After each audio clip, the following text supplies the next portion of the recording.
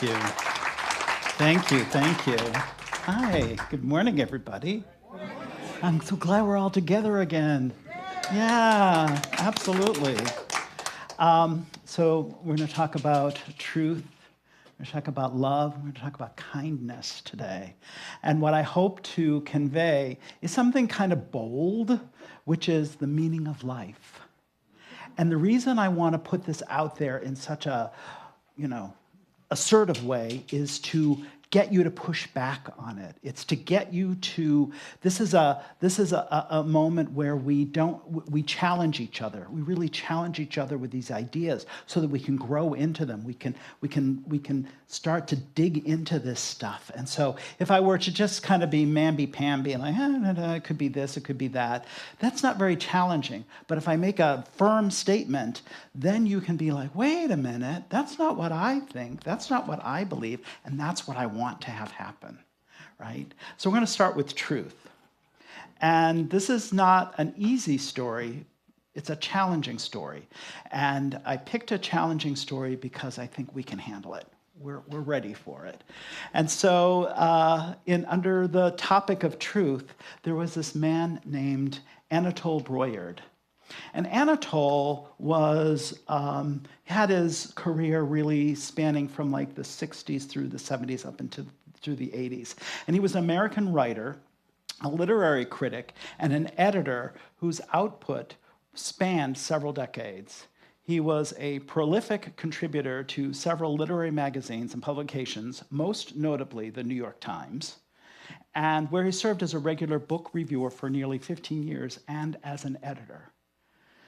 Do we have a picture of him that we can put up on the screen? Good old Anatole. There he is.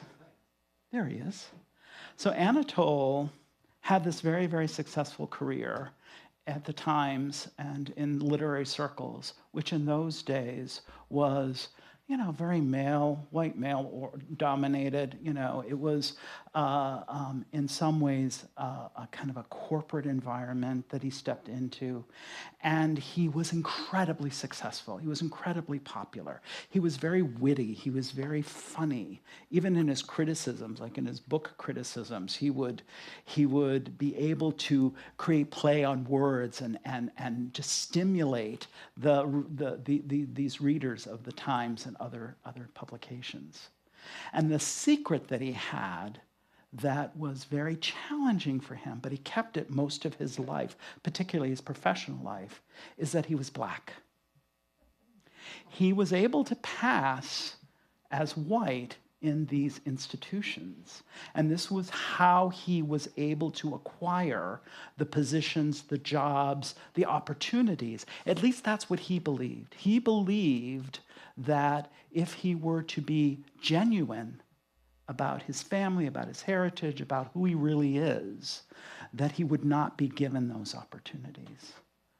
This is a belief that he had. What's interesting to me about this, and the reason why I'm bringing up the story, well, I'm bringing it up for a couple of reasons. It's Black History Month, so we have to lean into that, absolutely. I mean, I don't know why it's a month. It's crazy, but anyway. But also because I think that when we really break it down and think about what was going on, everybody was scared. Everybody was hiding. Everybody was pretending or trying to fit a mold that somehow was created, and everybody was trying to step into that mold and mold themselves into this expectation, the expectations that came with it. And the thing about doing that's hard, I mean, I understand where he's coming from because he didn't feel safe to be genuine in every corner of his life. And I get that. I have been down that road where I did not feel it was safe for me to be genuinely me, just open and available in certain parts of my life, at certain times in my life. It's taken me a while to get to the place of like, I don't care anymore, whatever.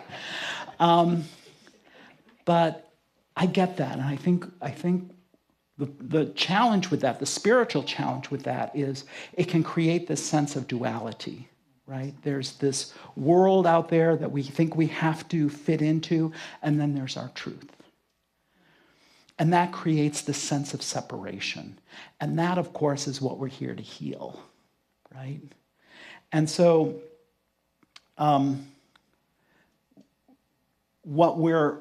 way we heal that is by stepping deeper into truth with a capital T. That truth of life, that truth of who we really are. Even if we don't reveal it to the entire world, we have to be truthful to ourselves of who am I really, right? And that belief, that consistency in that belief creates what I call coherence. Coherence is that situation where we are consistently believing in the truth and practicing the truth. And for us, that truth is, are you ready? That truth is that we will experience the world as like a world out there that I have to go work for the New York Times, or I'm going to move to Nashville, and Nashville's a place, and there's people, and I'm coming here, and I'm just sort of reacting and experiencing the world. The truth is, it all starts with consciousness, that this is an outpicturing of this. And we keep forgetting that. That's a truth that we have to keep coming back to again and again. I think that's why we have spiritual community, because it helps bring us back to, it does a couple of things. Brings us back to truth. We remember, oh, right, it all starts with consciousness. I mean, let me put it this way. There's been a lot going on in this country, around the world, really. And a lot of it seems dark, a lot of it seems scary, and a lot of it seems like it's out of our control. And we feel powerless. And so what's made manifest? Powerlessness, right? In our physical world. Consciousness first, reality or outpicturing or whatever you want to call this, second. That's what truth is all about. And so we heal that sense of separation by coming back to ourselves. Howard Thurman, the book this month that CSL recommends is by Howard Thurman, beautiful writer. If you've never read Howard, you should. Poetic writer, powerful writer. Absolutely love that work. And he's the one who inspired me to start talking about being your genuine self. We also remember that truth operates through the law. The law is impersonal, universal principle that responds to consciousness. The consciousness we cultivate is the reality we experience. You know, I was thinking about this as I was sitting here, that someone had said some Unity people will be here today. And welcome. If you're here for the first time or just here to visit, that's great. I'm glad you're here. I was a Unity person before I became a CSL person. And I was thinking about the story of Myrtle Fillmore. So Charles and Myrtle Fillmore founded Unity. And Myrtle Fillmore, one of the ways that brought them into this New Thought teaching was that she had tuberculosis. Very serious in her at that time. It was really a fatal condition. And she did her work. She did her spiritual work of affirming her wholeness, of knowing that she is one with Spirit, one with God, one with Source. And she healed herself. That is a powerful demonstration of this truth, capital T. And I love that story because it reminds us that this physical experience is affected by our consciousness, is affected by this belief system that we create, and that we're invited into recreating it, re-examining it, finding that truth within ourselves to hold forth that, yeah, it all seems like the circumstances and conditions in my life will never budge. And then I do my prayer and I do a meditation like the beautiful meditation we had this morning already. Thank you, Ursula. We remember that it is all pliable. It is all movable. And I am a shining example of that because my life was a very different life than it is today. And this invitation to be here and be with you is a complete demonstration of prayer. I'll talk more about that another time, but I want to get into the rest of the talk. So the other thing that Truth makes possible, and love leads the way. It's a Ernest Holmes quote that he says, love leads the way, truth makes the way possible, right? And love, there's a quote that I found from Howard Thurman that says, love has no awareness or merit or demerit. It has no scale. Love loves. This is its nature. To know true freedom is to give without expectation. Ernest Holmes tells us that the recognition of love is oneness in action. So truth leads us to oneness and reminds us that we are one, and love is this oneness in action. And in that experience of love, of sharing and giving of oneself, this is the activity of purpose. So when we talk about purpose in life, we talk about love and expressing love. And to the extent that we express it or withhold it, to the extent that we share it or we covet it or we come to live in fear, we come to live in a full expression of love, that is our love, that is our purpose expressing itself. So when we get clear about our purpose, and I think our purpose is to be ever more expansive and expressive in love, then we start to move into a deeper spiritual relationship with life. And it becomes this really harmonic thing that happens. Love is the conduit for wholeness. So if we're looking for healing, love is the conduit for wholeness, abundance, prosperity, harmony, peace, joy. It is continually demonstrating through us because that's all we are. I mean, we feel like we're something else sometimes, but all we really are is love. We have all these identities that we throw on top of it, but when you kind of clear it all away, really what's left is just this love. And our awareness of it magnifies it, right? Yeah. It's a beautiful experience. And so love is purpose. So remember that, because I'm going to come back to that in a second. So I want to talk about kindness for a minute.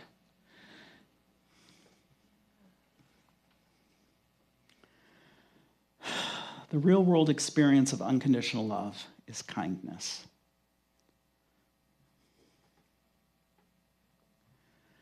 It's not being nice. That's something different. And I actually am not a fan of being nice. I mean, I like people who are nice to me, let me put it that way. But I think we can be nice to the point where we stop telling the truth, we stop experiencing the truth, we stop revealing and recognizing the truth. Right? Kindness is when we share with each other. And I actually have a little bit of homework for you to do. We're going to do it right now, because I like keeping this somewhat interactive. We'll do more interactive things down the road, but today it's just a very easy question that I want to ask you. And it's the community question. If we can pull it up, here it is. What's the kindest thing anyone has done for you? And there's paper on the tables, so help yourself, or on the chairs. So grab a piece of paper, and I invite you to write down, think about what's the kindest thing anyone has done for you. And I'll give you my answer in a minute. But what I want you to think about is, this isn't something that you had any hand in. This isn't something that you made happen. This isn't something that you called forward. This is just somebody somewhere somehow was just kind. And they just gave it to you, just 'cause. And what happened to me, my answer to this was that there were people in my life, have been people in my life, in the past and even currently, who have championed me, who have seen something in me long before I really ever deserved it, long before I ever earned it. Right? Long before I ever stepped out and said, and they were like, yes, that's great. No, they just saw it in me at a very early age, at a very early time, and said, yeah, this guy got something going on. that was incredibly kind. And it was life-changing for me because having that person championing me called something forward in me that I started to become aware of, but I wasn't aware of at first. That's the power of kindness. And I want you, and the reason I'm inviting you to think about a time, and it can be big, it can be small. Someone bought your coffee one day at the Starbucks because they were like, I'm buying the coffee for the car behind me, or whatever they did. You know, it doesn't have to be big. It's just recognizing it. And I want you to bring this into any kind of gratitude practice you have or any kind of prayer work that you may do at home, to remember that there is kindness in the world and it comes to you. To remember, because so often we can get caught up in what isn't happening and how, you know, the lack and limitation and the fear and the fear-mongering that can happen. We can forget that kindness is always present. This is a world of love. It is not a world of fear, no matter how much it tries to tell you it's a world of fear. That is just our collective fear expressing. This is a world that is abundant. Look around. There's abundance everywhere. There is healing and wholeness everywhere. There is joy everywhere. There is happiness everywhere. There is dancing everywhere.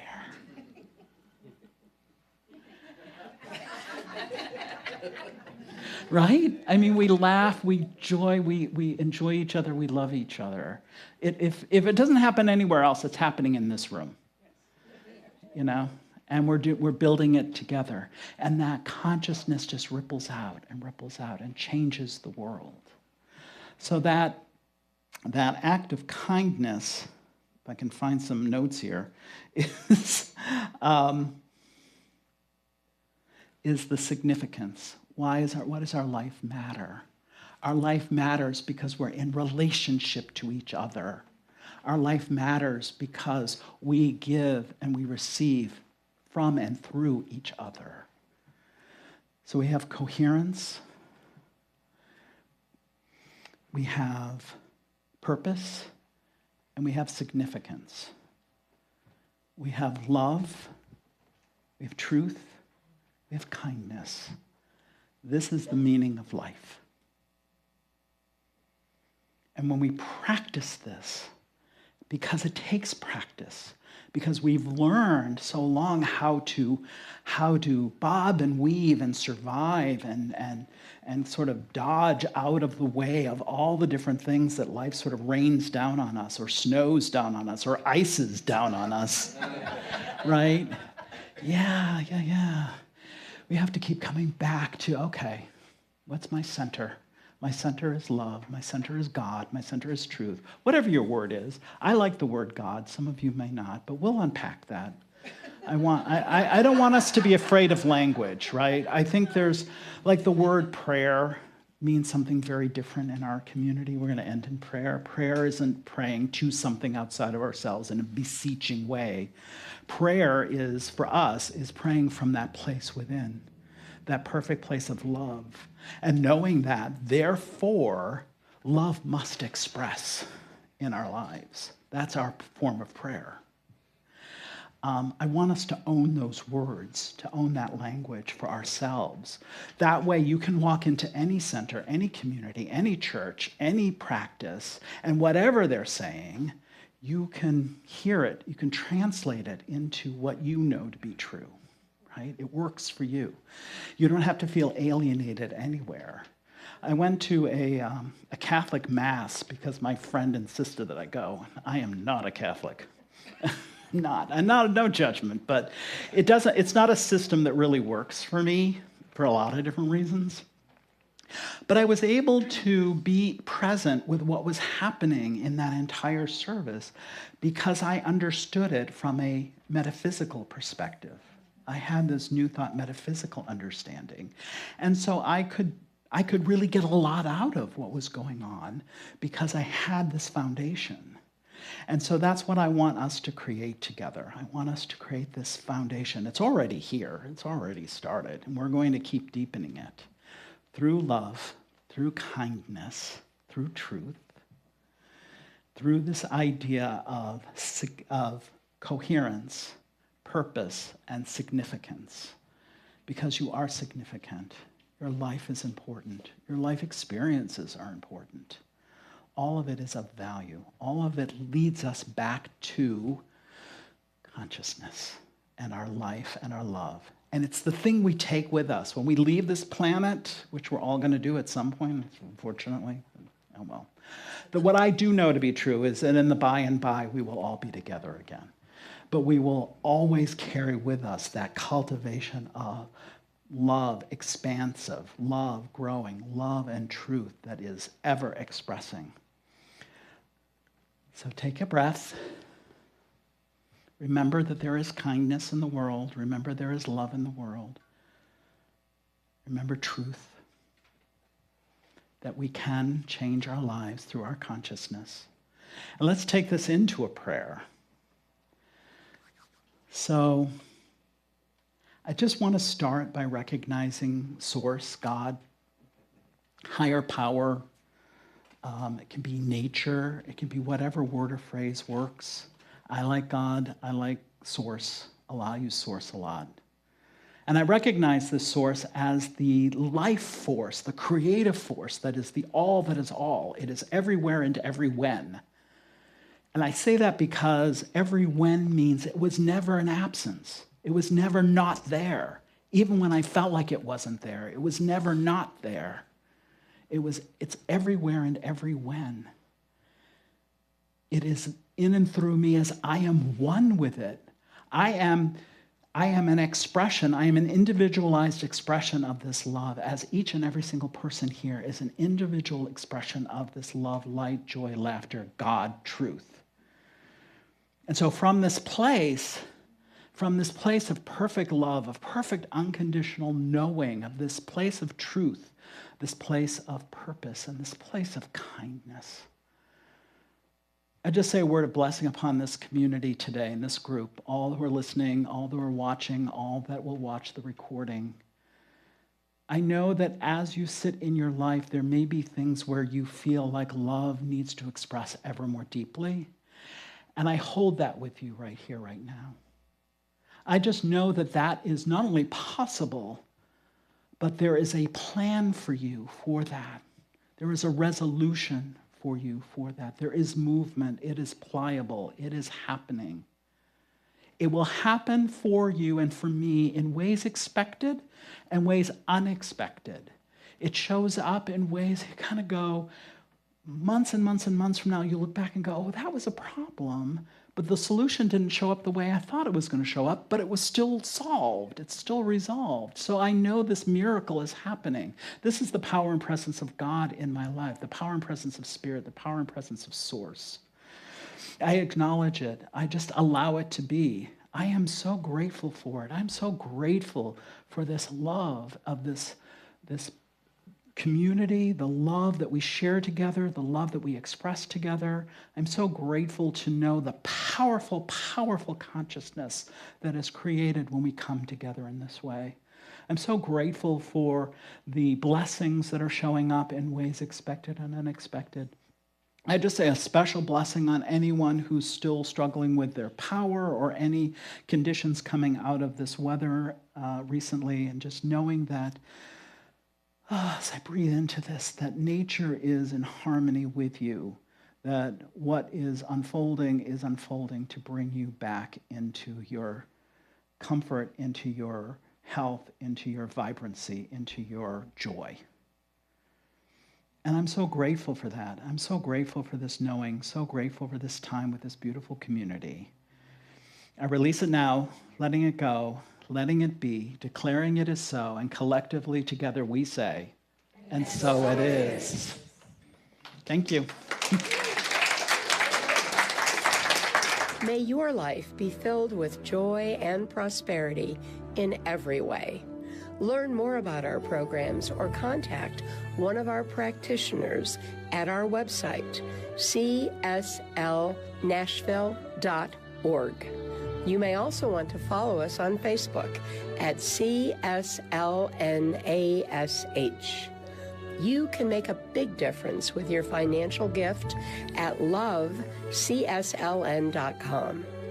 Please share the link to this program with a friend and join us again next Sunday. Have a wonderful week.